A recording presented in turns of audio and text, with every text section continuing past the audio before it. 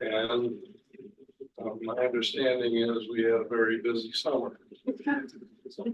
So at this point, I'd like to turn the meeting over to our Assistant Superintendent, Gail, and let us know what's been going on. Oh, nothing much, no, really. So thank you for coming back on this committee. There definitely is a lot to report on. I just want to introduce Emma T. Gross is actually Assistant Superintendent in Guilford, and she's doing her internship with Dr. Cook this year.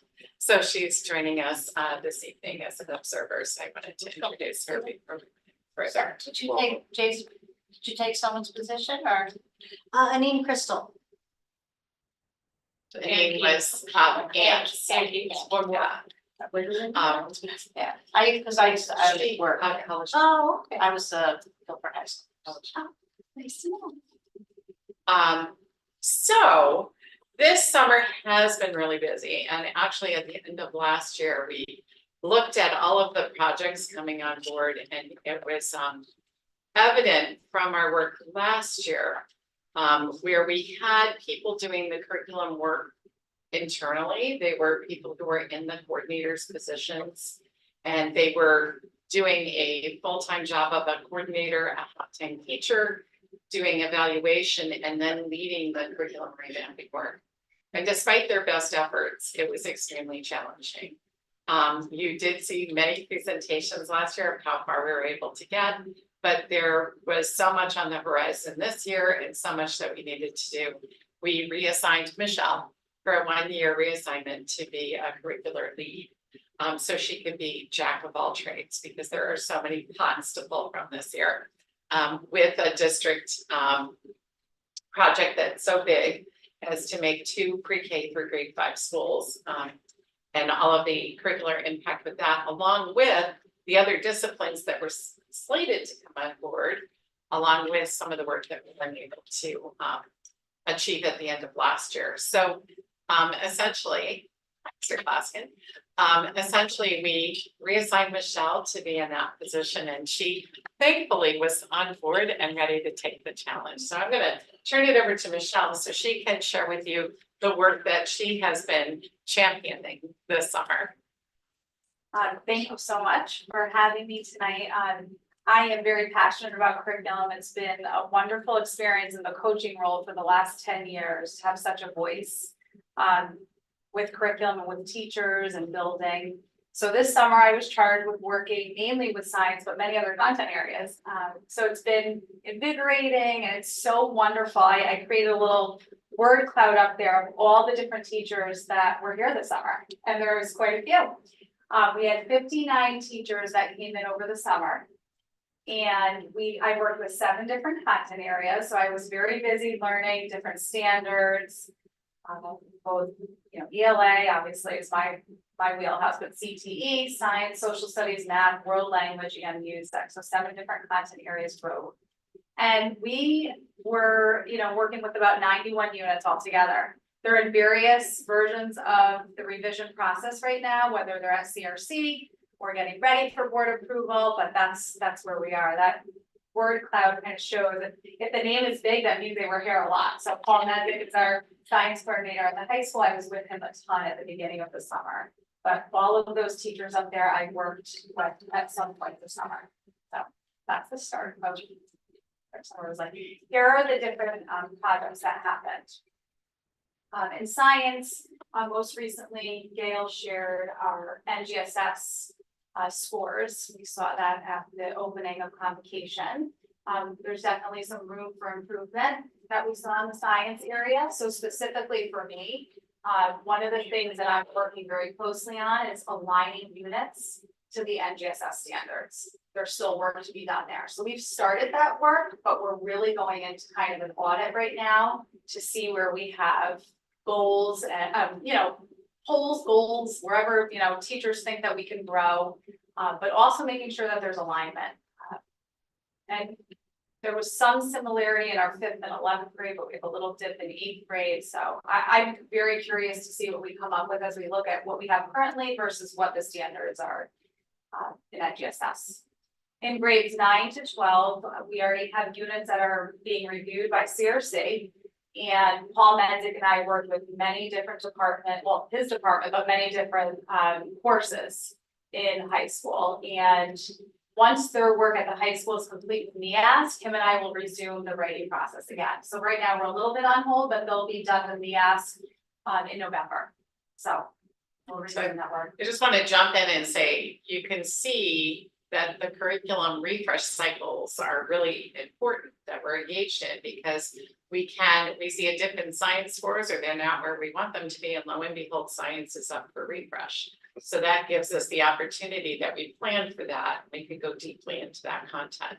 So we know it's going to be a little heavier lift, but lo and behold, they were on the slate to be addressed this year. Yeah, and we're already looking at that. I was with like our 5th grade group the other day. We started looking at what we have, what the current standards are, where we found, one unit that might really belong in an earlier grade. So we'll switch things up and rearrange. And I've been working very closely with Diana Floyd, who is the K-8 science coordinator. So her and I met again today. So we're in constant conversation. But alignment's my thing. I love that. I did it with the LA, so we'll get there. For CTE, I worked very closely with Dan Grenier at the beginning of the summer. He had many different courses being revised, including like automotive technology, some really cool things. They got some new equipment in, so they were redesigning some of the units, the video game design. It was pretty fascinating working with that department. Most recently, I just worked closely with Eric Becker on a new course called Performance and Sports Nutrition. So that won't run this year, but once it's officially complete, it will go through board approval and CRC, obviously all of that, and it will run in 2025. So that's a really neat and up-to-date course in the CTE department. Some of the other things that happened this summer, social studies. Last year, there wasn't necessarily a person filling that role of curriculum lead. So they gave it their best shot, aligning the K-8 social studies standards to what we needed to, the alignment, but we still have work to do. I looked very closely at grade 3 this year to make sure, we were in line with what the state is recommending. And so one of the things we noticed, or there were some holes and some gaps. So there's more work to be done in K-8 with the alignment of social studies. So we'll continue to dig. We're going to meet this Friday, Gail, myself, Chris Pagliuco, and Diana, and talk about some of that. So I did start a little bit of that work of looking. It has been started, but we want to give it our best shot as well. In ELA, we had grade 9, just some minor revisions that are up for CRC. They're in CRC right now. People are looking at that, giving feedback. World language, we have a refresh. Gail, can you just make sure, is it a refresh of Latin? It's a refresh of Latin. Yeah. According to the new textbook that was adopted. An American Sign Language 2 is a brand new course. It's the extension of American Sign Language 1. So that was fascinating to sit with the American Sign Language teacher at the high school and really get her input on something that's going to feel very cohesive moving from ASL 1 to ASL 2. And I gave feedback along the way where I can, but we have the experts sitting around the table. For math, preschool got together with our coaches this summer, and we're starting the initial stages of curriculum development at the preschool. So really just understanding what do we have, what do we do now, where do we need to go. So just very initial start of that. And then math enrichment for grades 4 and 5. I actually was with Amy Fage today, one of our interventionist and enrichment teacher. And they're almost done with they have 2 more units to go in 5th grade, and that will all go to CRC. So our math enrichment will go as well to CRC. She's been working on it. I was giving her some feedback, some live feedback today. Music, these are new courses, grade 7 and 8 chorus, and music theory are new courses. So they went through Board of Ed approval, that they're being offered. But we didn't write the curriculum for course. It didn't make it through the benchmark at the end of that session. And theory wasn't running yet. So now it is running. So now we're writing the course for theory at the high school. Can I jump back for 1 second? Yeah, please. Under math enrichment. Yeah. We don't have like a gifted and talented program, but instead we offer enrichment to students who are like precocious students in certain areas, So right? what we do is very purposeful design. We Yeah. do a pre-test for all students.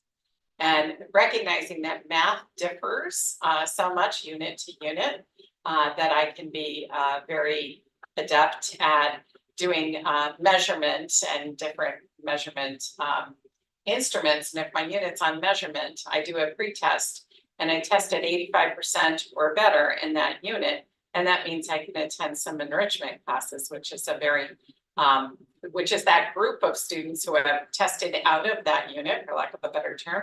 They still participate in part of it, but they also go to this enrichment piece. And the same, so it happens before every unit. So it's flexible in terms of how we address those strong students in that math unit. And it's also open to everyone who qualifies. So we do that in several grades. We do it in 5, 6, 7, and 5, 6, and 7 for enrichment. No, and my point, and I do appreciate that, then every student who has the ability to, who excels in any given Yeah. content part of that, area right? gets enrichment. So everybody really gets an opportunity to feel like they're getting some of that special attention. But I especially like the fact that it's a curriculum approach and not just left to each teacher to say, oh, well, maybe I'll give them something from this workbook, or, it's more of an approach that's across the whole. It is, it's a system. little challenging in that model for a lot of reasons. You can Yeah. imagine how intense it is to do a pre-assessment. And make sure that we're pulling kids and upping it up every time, but also to develop a curriculum for enrichment. But we have a lot of really good resources and of course, great coaches and great people who know enrichment. So it's been really fulfilling because we can use a lot of different angles and it's not redundant. So the kids aren't experiencing the same thing in terms of enrichment activities year after year because we plan for it as part of curriculum. That's great. It was high How level. was that communicated out to parents and students and the public? Gosh, I think in open houses, actually, they cover it quite well. And, definitely, I think there's permission, but I'm not sure. But at open houses, definitely. There isn't, just because I talked to principals when I first got here, and I was very interested about that because it is a different approach, but one I really support, and they do have a parent sign off and communication, strong communication piece to parents, because I think what's unique about it and important about it is students will struggle at different times in math. Not every student is gonna just breeze through everything. So if they are struggling or if there is a particular area they need more support, they receive that. And Michelle, I apologize immediately. No. Yeah, and I think it also, it does provide that even if you're a really strong math student, doesn't mean you're equally good at all areas of math. And it gives them, instead of advancing them, they actually get that firm base still. So we're not cheating. I love that model. I mean, I want I them think to, it's a critical one for parents in the community to know about, because it was different. I think it also is great that it mirrors our support that we give to kids who are strivers, Yes. that we're not, it shows that we follow all the children in all of the areas that their strengths and their struggles. And so for a parent who understands that whole idea of support that comes from, intervention, they'll see, well, wow, okay, so all students are being data-driven decisions are being made for all students, and I think that's a great point. some of the projects that are hanging in the room are just like, some indication of some of the amazing things that they're doing in that enrichment course. Hanging from this, I mean, they're everywhere. It's pretty amazing. Yeah, I was in there today. So some of the upcoming projects that I have yet to start, I'm excited to start. We're going to start verifying in our curricular documents the new state mandate on play-based learning. So that's coming up. Prepare for the curricular changes for the upcoming K-5 model, depending on what that looks like. It may have some curricular impact. One of the really exciting things that I'm going to be doing with both Gail and TJ Salutary is we'll be presenting at a NEAS leadership conference in Boston in November. The title is Cultivating Common Purpose, and our I guess, job there will be to talk about curriculum. So, I mean, it's right up my alley, and I know Gail kind of tapped me for this. I'm super excited about it. So we had our first planning meeting around that. The thing that I'll be focused on is, the end of September, I'm attending Allison Zamuta's workshop on storyboarding for curriculum. And Gail asked me if I would create a purposeful introduction to the portrait of a graduate, characteristics, all of our POGs, starting in grade 4, what that would look like. So I'm gonna have 2 teacher volunteers, one from grade 4 and one from grade 5, attend this workshop, initial workshop. Kind of help me get this off the ground running on what's most developmentally appropriate for some of our youngest learners and introducing them to the portrait of a graduate in Madison. So I'm excited. Not sure where it's gonna go, but I know I'll get some great people around the table and we'll see what we create, and I'd love to show you what we get going. I'd love Love to to hear see that we're still working with Allison, so I'm so happy. Yeah, actually, Allison's book on this, we actually are in, so. I know, but oh my gosh, Michelle that's was great. in on it, we're in that. Yeah. But Allison's work on storyboarding is also supported through the software program that we use at EduPlanet. So it's another way that you can communicate what your curriculum's about.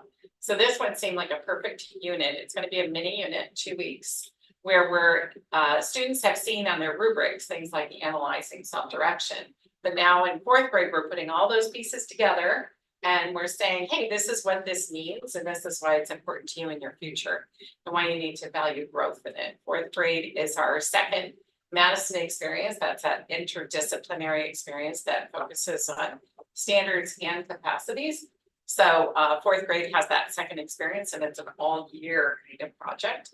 So that's why it seemed like the sweet spot to hit too. And of course, they have another one in 6th and another one in 8th, and then they have the study.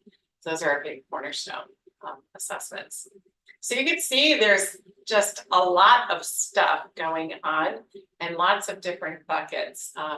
So having somebody who can dance between all of the different areas that we're focusing on is really helpful and important to me. I'm very grateful that Michelle accepted the challenge. She's not weak or faint of heart.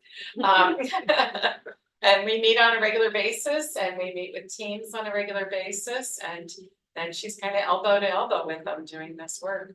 So any questions for Michelle? Sure, go. You know, so this is a great overview on what happened over the summer. For folks to have a context, or, you know, anyone who is tuning in from the community, what is the time frame on these things? That, you know, is it different for each area? Because, you know, we sit here on the board, and then periodically folks come in and present their work and their finished curriculum. So what's the time frame on these kinds of things? So this is all to be done by the start of the next school year. So the refresh on science and CTE, they had one right, the original conception of curriculum work. So that was back 5 years ago-ish, 4 or 5 years ago. So they went for their first adoption. So the first round of curriculum writing is rough. People are just learning what curriculum standards are in Madison. They're just learning how to write curriculum. They're learning their new standards. And then standards get revamped and revised, like in social studies, that isn't in a cycle, right? 2023 social studies, it's like, oh, wow, that didn't fit nicely. And then we're also responding to scores. So there's a lot, and every year there's a lot. And any, of course, state mandates that come along the way, that gets added to the plan. So the play-based learning options for students, that's a piece of legislation that went through last year. Certainly we feel confident because we have a locally developed curriculum. We know where our guided play is. It's written, it's adopted, the teachers all use it. But we want to be more explicit about play-based learning in those documents.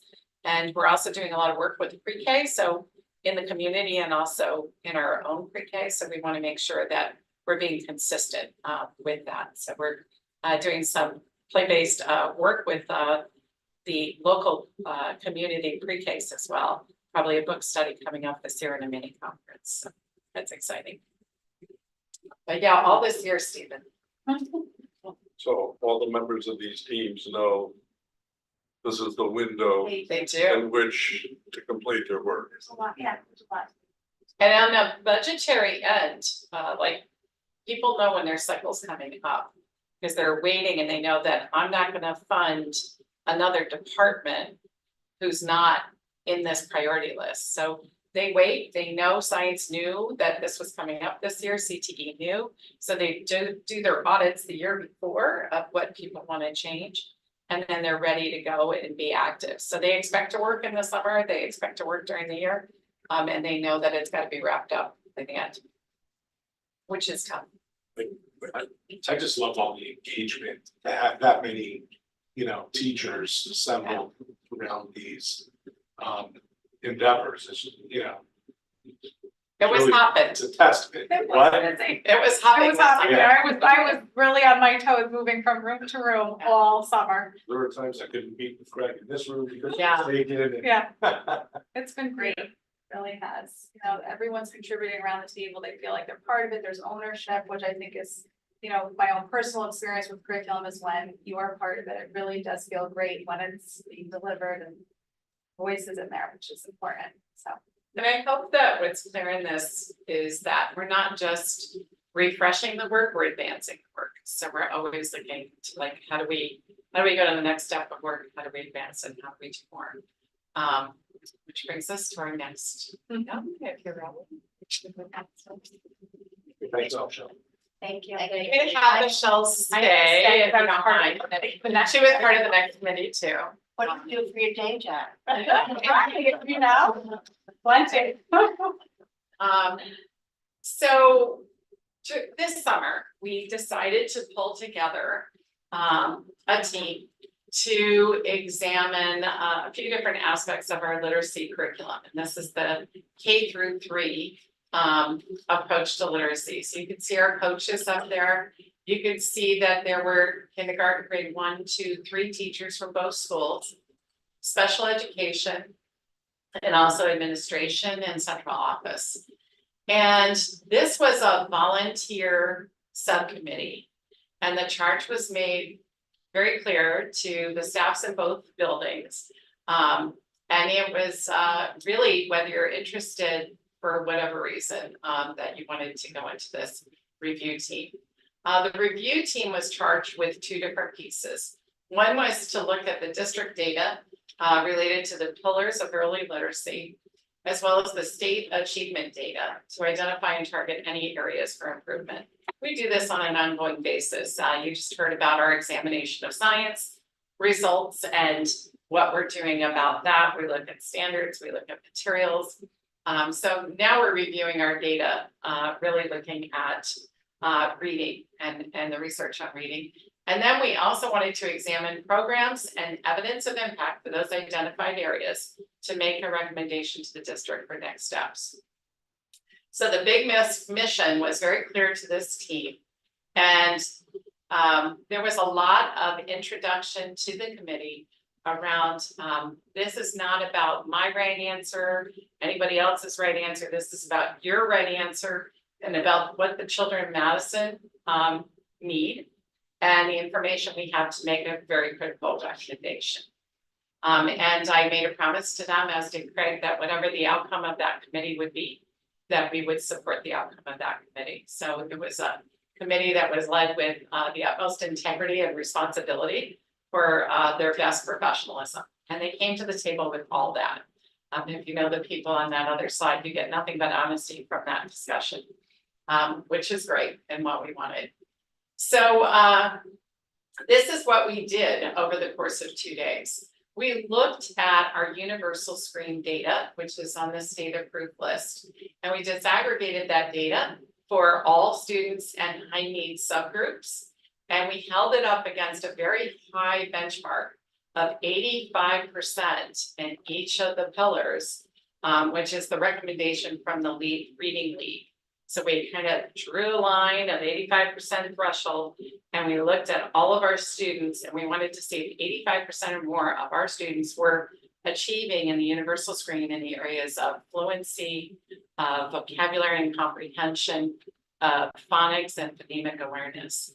So we had posters up all around the room, you know me and my posters, lots of dots. And we were logging in to see how satisfied we were with those results in each of the pillars. We reviewed the pillars of early literacy, the practices that support them from the Reading League. And we also looked at reviews from 2 warehouses for curriculum. One is Curate and one is EdReports. The Curate one is from Massachusetts, and it's got pros and cons of each material that we were looking at, and EdReports kind of gives you their own lens, a little bit different. And then we also looked at some other research on some of the programs. We compared the decodable text sets that we currently use, which is 4 different ones. And we examined 3 presentations. We had 3 presenters, and I'll go into a little bit more about that in this presentation. And those 3 presentations were from the State Department approved list. And then ultimately they had to make recommendations for our next steps. So it was a big committee and an important committee. So just to give you some orientation to the whole Right to Read Act and what the pillars were and where it came from in the research. These are the 5 pillars of early literacy.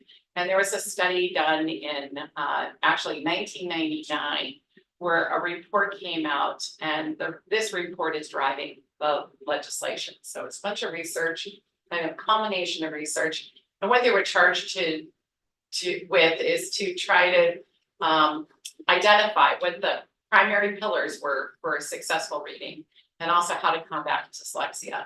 So you'll see in the Connecticut law, they mention these areas, but they also mention things like oral reading or oral comprehension and automatic rapid naming. Oral comprehension is practice, it's not a pillar. And automatic naming is actually a skill that you can test for, but it's an indicator of dyslexia. So that's not necessarily a pillar, but it's a tool. So you can buy full programs on the state approved list that address all 5 pillars, or you can use an approach that's described as a compendium of programs. You know that we put in our waiver request and we submitted our full approach. Our approach included Hagerty, which is that red pillar for phonemic awareness, foundations, and that's that orange pillar. And those are all fully implemented programs. And then we included some other programs. But the reason why I'm pointing out these 2 is that in the compendium of programs from the State Department, Hagerty and foundations are accepted. So those are accepted ones. So when you look at the rating up on the right-hand side, there's limited, non-improved, transitional. You must add and substitute specific programmatic or curriculum components. Partially meets, must add an additional component, and then approved. And ours was deemed limited, even though we had 2 areas that were actually on the state approved list. So we are not sure of why that is. But we would think that even with the compendium approach, we would be somewhere in the middle there. So the Connecticut Investigator is an online reporting website, and they reported out an article about the waivers and how they were processed. And in it, they had an FOI document. And when you looked at the FOI document, it was one that we had never seen. And we were kind of surprised when it came to Madison what the answers were in that response. So again, we had never seen this FOI document until this summer. But our universal screen is the EasyCBM, and you'll see it there that was the test we submitted. But when asked were the tests recommended for use in the data template, it says no. Another district has the exact same EasyCBM, and it says yes in that column where the test recommended. And again, the state universal screen approved list has the EasyCBM, and I specifically asked the state whether or not we should use it in the data template. But one district had yes in that used the same thing, we had a no. The other huge surprise for us is that question, did the district create the curriculum? And the answer is no. And I just can't even imagine what we bought our curriculum from, who who had a curriculum that we wrote that's 600 pages long. So that tells me that perhaps we were judged as another curriculum that was not created. Like by accident, like, I have no idea. I really, I can't project as to why. I can only tell you But that's they what use the is- wrong sets of criteria to judge art. Or they or they matched it. matched it to some other Some- approach that they would not approve. But I don't know where decision rules were made in this or where we got tossed out, but I strongly disagree that we didn't create our curriculum. You know that more than anybody. And did we submit a scope and or sequence demonstrating how the programs coordinated to transfer skills? Well, we had many scope and sequences. We had one on morphology, we had one on fluency, we had several scope and sequences that were submitted. And do we have evidence showing the programs will support reading achievement? Well, you look at our test scores as much as anyone else. And we submitted a lot on that. So this was a new publishing. You'll see that this was from June 2024 by that reporter. That's the citation. But it certainly, you know, makes us scratch our head as to how we were judged and why we were judged that way. But going forth, we're like still like, okay, but if there's a moment to learn in there, something we can improve on, we're going to do that. So going back to our committee did not see that information, by the way. You're seeing that information. We started looking at the pillars that we did not have a compendium product. So I'm going to focus on the green pillar, which is fluency. And if you look on the left-hand side, we submitted in our application the decodable text that we use. That's just one tool to build fluency. We used Heggerty Toucan series, Flyleaf Publishing, Pioneer Valley, Hinneman Jump Rope Readers. We use 4 different kinds of decodable texts. And then we also use materials by our national trainer, the expert in fluency, from Tim Rosinski, from his mega book, Fluency. And then we use repeated reading and guided oral reading, which is from the National Reading Panel. So despite all of that included in our application, we didn't get that green pillar because there's only one product in a compendium that they authorize for fluency, and that's a product called Geodes.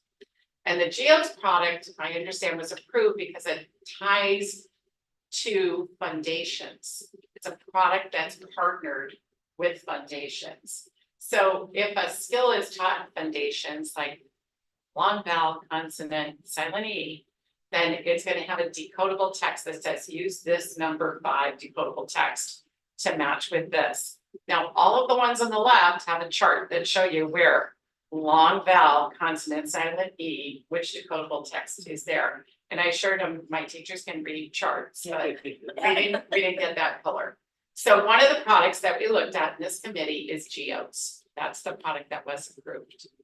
The other coupling is this idea of vocabulary and comprehension. And going back to the reading panel, the panel validated that vocabulary can be learned incrementally through reading, as well as listening, as well as explicitly taught. On the left-hand side, those are all the things that we use to build vocabulary. And on the right-hand side, these are all the things we use to build comprehension. So we do have resources and materials that we use, but the compendium approach couples vocabulary and comprehension, and they gave you 2 products to choose from to build that pillar.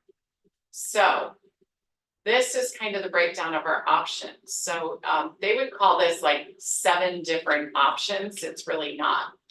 Because for the red pillar, you can see all the way across all the options. Heggerty is the only right answer. That's the only one you can get. The only option for the green pillar for fluency is Geodes. And the options down for phonics is Wilson and then the 2 other options, option 2 and option 3.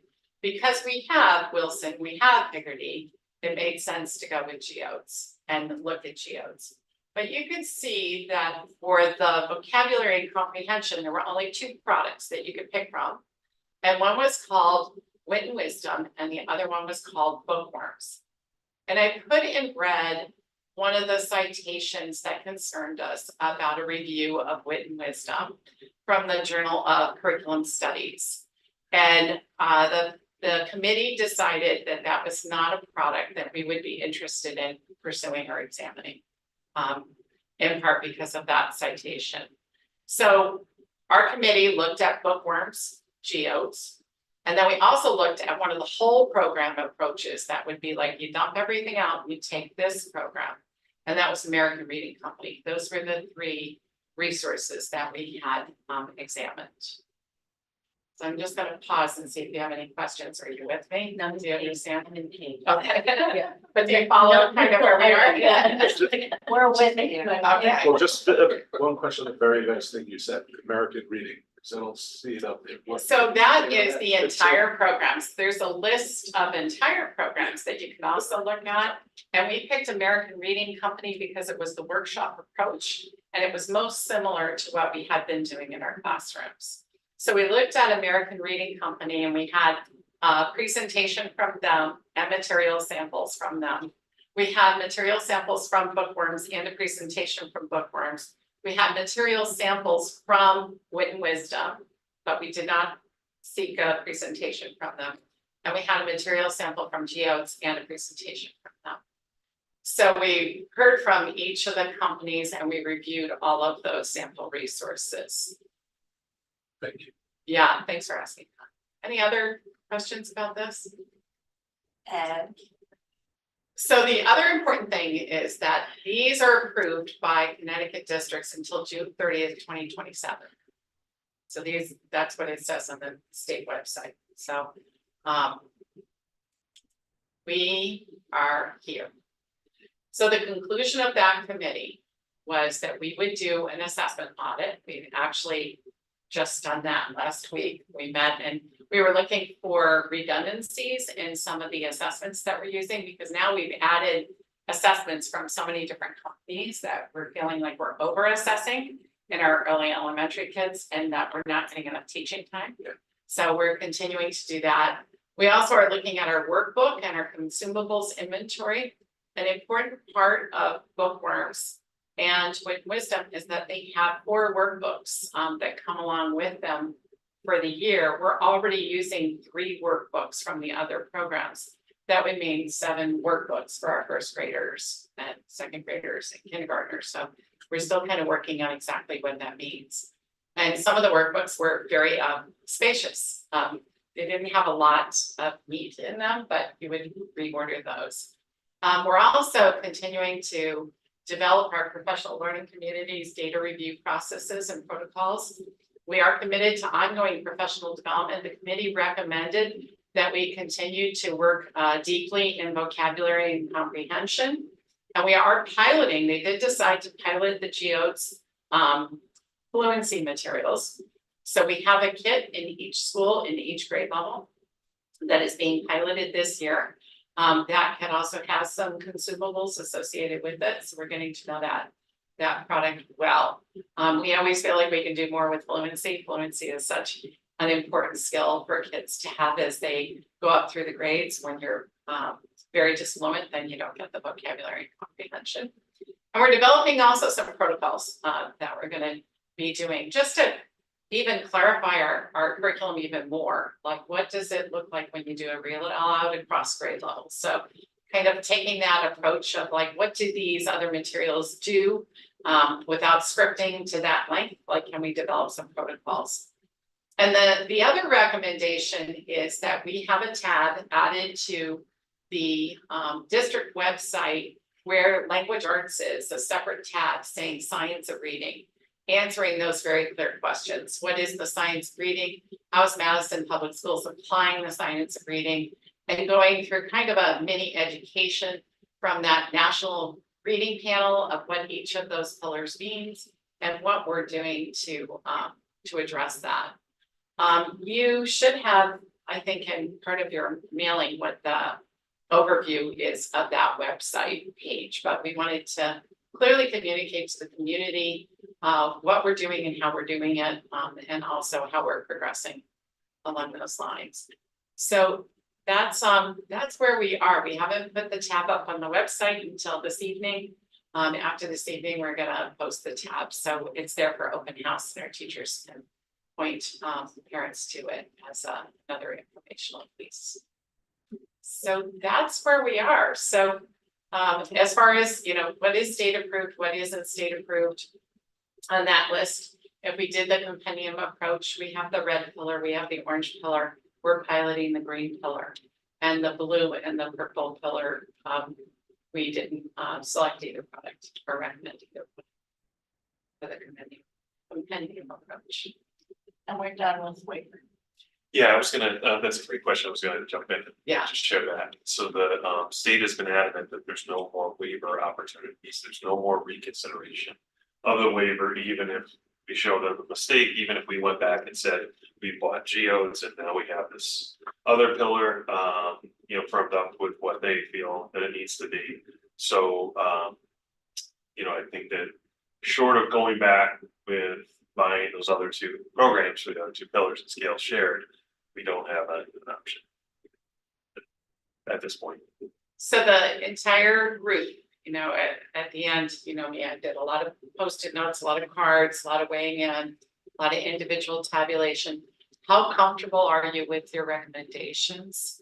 And everybody had an independent thought that they could put in. They are 95% comfortable and committed to this approach as a group. So they have that much conviction behind their recommendation.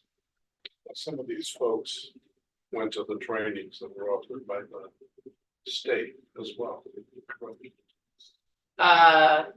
No. So we did not go to state trainings. We provided expert training in district. So we pulled over years before the state offered any training. Training from Tim Rosinski, from Ben Powers, from Rachel Gabriel, from countless other people, but those are really the science of reading people. We did a book study, K-8 on the artful teaching of the science of reading, which was by Tim Rosinski with administrators, interventionists, reading coaches. We did a lot of fluency PD, vocabulary, comprehension, and then we were cited during the pandemic from foundations about our innovative approach to training during the pandemic to get the phonics training going too. So we have committed to a lot of training. When the state came up with the training package, it was after we had already gone through a significant commitment to training in science reading. So we felt that that we had been trained and we had put that training into our documents, and that training continues, obviously. Because of our investment in coaching, you're able to go ahead and work within the classroom on this work with students and with teachers to really make Solidify that it. understanding Yeah. part of their.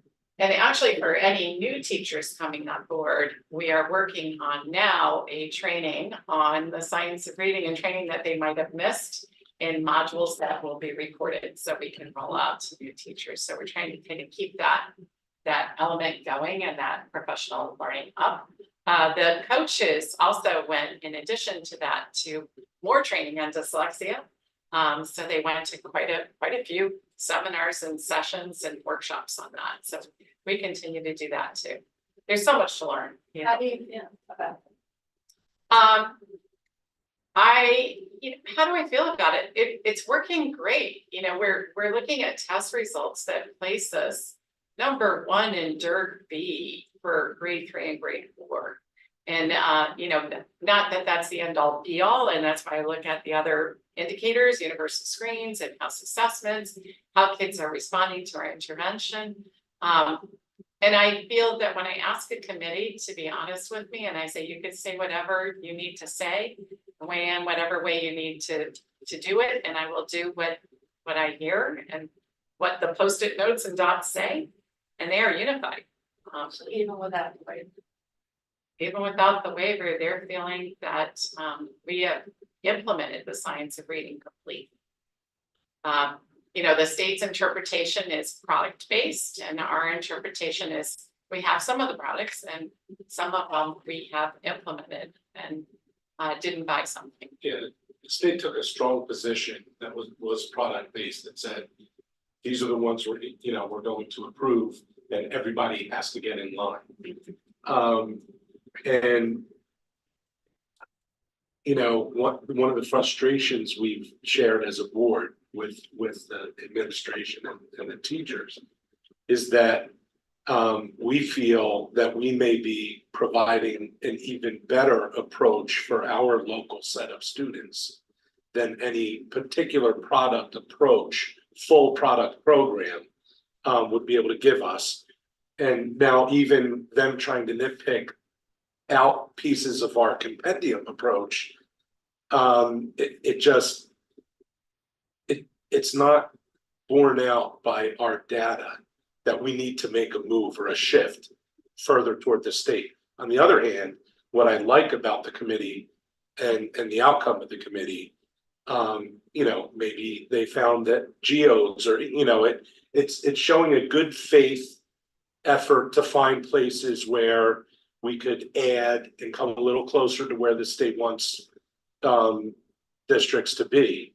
But at the same time, we're not giving up on our sovereignty, our authority to educate our students our way across the board.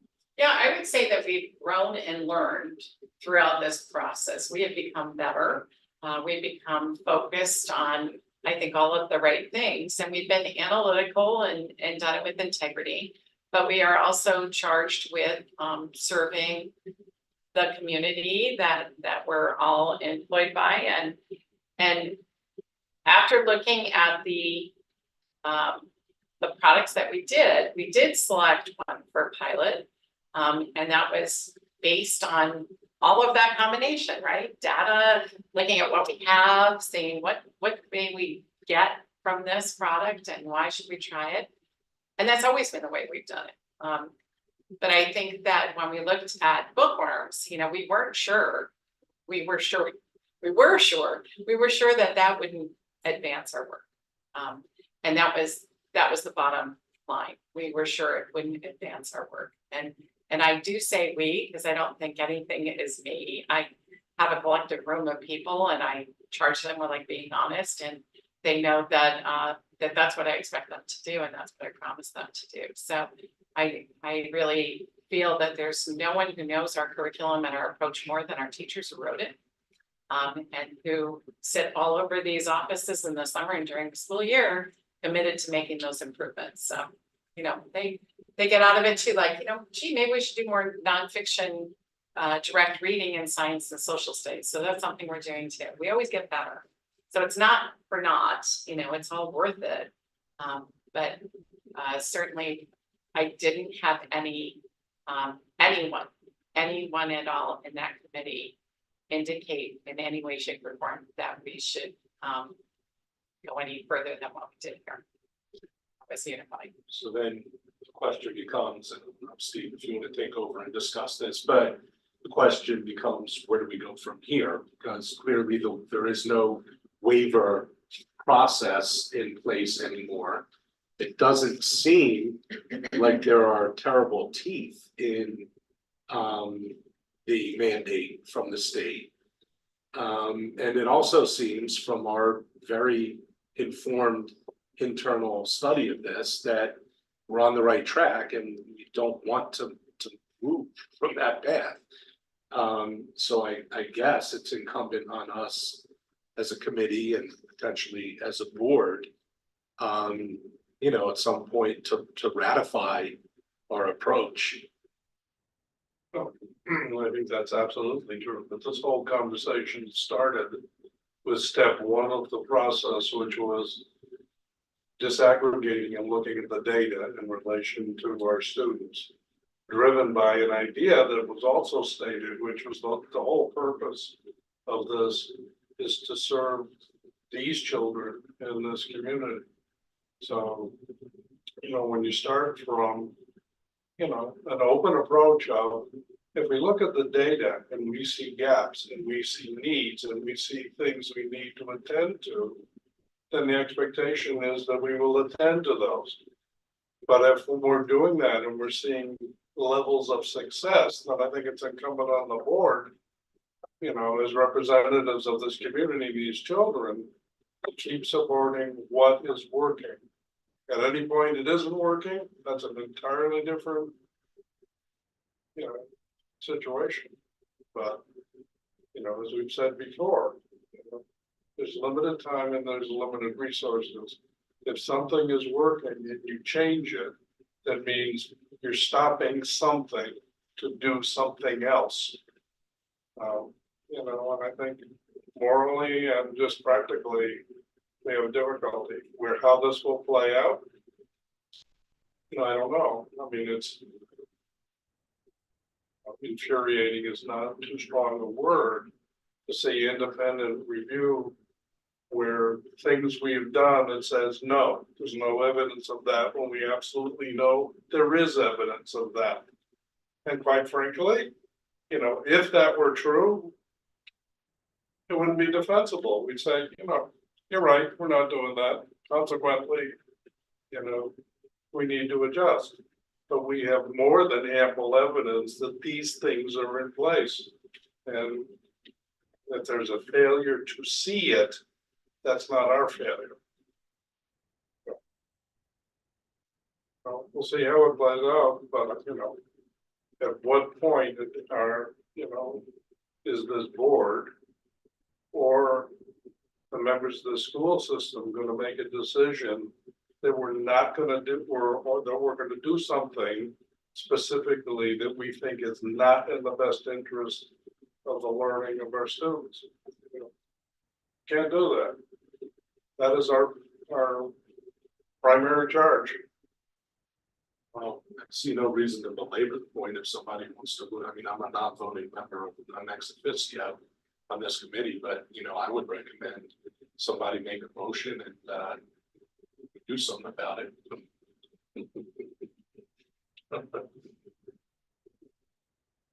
Investigation. Can I answer any questions of anybody else? I do have anything to go back to what Steve was saying. Yeah. About why they wrote no, point number is yes. Is there any recourse?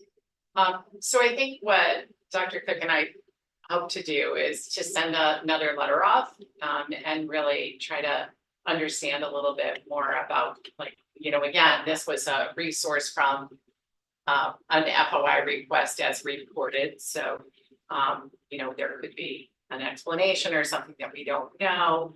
And you know, I've always kind of maintained that maybe there was an error made, and that in fact, maybe it wasn't considered the way that it should have been considered, or there was a no in a place that was a decision rule that shouldn't have been a no. So I always hope for a corrective response. So I continue to do that. I think that I clearly think that we have a huge amount of work in each of the areas that the legislation says we need to. So I feel that we have enough evidence that says we are complying with the legislation, and we certainly are in keeping with the National Reading Panel's work and research. Now, is that the only thing we do? No, we do other things too. So there might be things in there that they don't like that we do. But certainly we do what we're charged to do in the legislation. So I again think maybe there was an oversight, maybe there's process error. There was a lot of applications. Ours was the largest for sure. There were a lot of pages, and I keep going back to, you know, we gave you probably more than less. And is that confusing? Is that too much detail? So I'm forever hopeful and optimistic that they'll recognize that the error was made. Yeah, if they have a one size fits all bias, and maybe the vendor that they brought in from the Boston Public Research Group or whatever it's called, maybe they, you know, were brought in to do a job and get everyone in line. And, you know, I think there may be a little bit of that at play too. So I think it's, again, incumbent on us to stake out the position that we think is best for our students.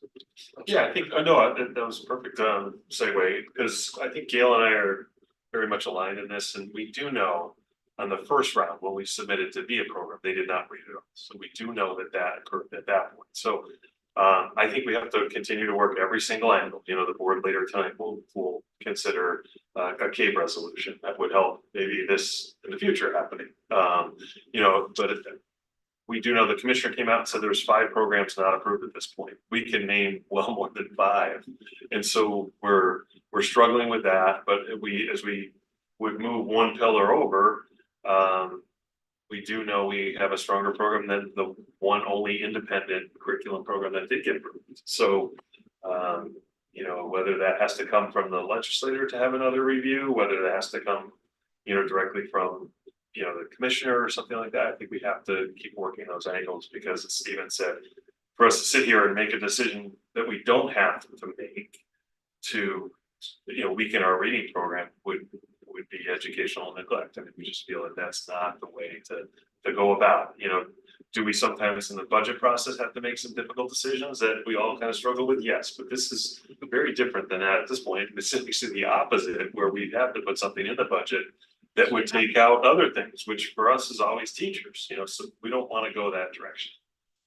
So I I know, think it's important to note though too, that the guidance that the state offered is super helpful if someone was seeking guidance. You know, if we were in the place where we were looking for an approach to reading where we felt it would serve our community best, and the state vetted all those programs and said, here's some guidance, look at these we think are really good products, I think is always welcome. And and it's not science of reading bad or science of reading good, you know, we're in alignment and agreement that was a well-intended piece. And you're moving forward. And we're moving forward, yeah, and we'll continue to move forward. And, you know, in another couple of years, we'll look at some other data point and go, hey, look at this piece, you know, let's try to find something there. That's what we do. We are dedicated to professional learning, to our continued growth and our reflection of that growth in our approach to teaching and learning. And it's benefited the kids. the So, CRC process here is very much about continuous improvement. yeah, And that's one key aspect of our overall program, our homegrown program, that I don't think the state has given us enough credit. I think we put the administration and also our board in a better position if we actually take some action to ratify the findings of the K3 reading group this summer. So I think, you know, with a few minutes left, we probably should entertain a motion to adopt. And now I can't vote, so someone else needs to raise the motion. But for example, it might look like, you know, the committee adopts the findings of the K3 reading work group from this summer and recommends them to the board. But do we want to do that before we delve further into what, you know, the letter, or trying to move forward to find out why? They're never gonna. How long were we out of, you know, compliance with the state teachers evaluation plan? Like 10 years, and they never got back to us in that whole time. they Requesting. did get back to us a lot. Yeah. I have to say, we had many meetings, face-to-face meetings with lots of details. But yes, we were in that place for 10 years. And lo and behold, the new teacher evaluation program is much closer to. We are what just- approved, we are We're approved for this year, yeah. So, you know. You know, in terms of the process, you know, if it came out of committee, that we were in support of the work that happened over the summer, then that would go to the full board with discussion in terms of trying, you know, asking the full board if, you know, if that's something the full board is willing to discuss. Yes. Yes.